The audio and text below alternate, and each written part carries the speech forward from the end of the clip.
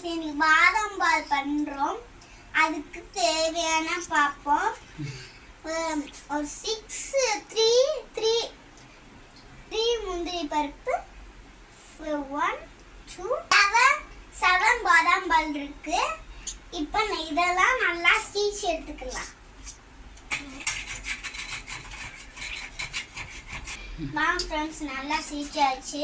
இப்போ நல்லா கொதிச்சு எடுத்தாச்சு. இப்போ வாங்க போடுவோம்.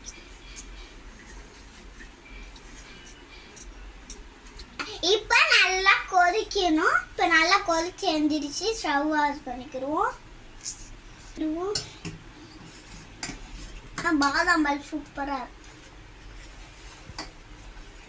ஃப்ரெண்ட்ஸ். நல்லா பால் வற்றி ஆடு வந்துச்சு. பாலை ஒதுக்கி இப்போ நல்லா ஆற்றி டேஸ்ட் பண்ணி பார்ப்போம்.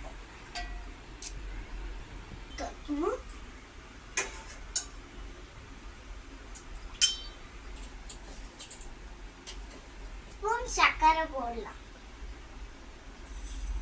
இப்ப நல்லா ஆடை வந்துருச்சு. இப்ப அது மேல ஆடை போடுவோம்.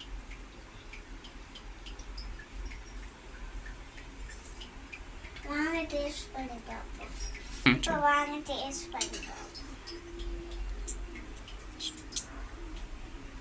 நல்லா இருக்கு. ஃப்ரிட்ஜில் வச்சாவும் கூல் பாதாம், அப்படி இல்லைன்னா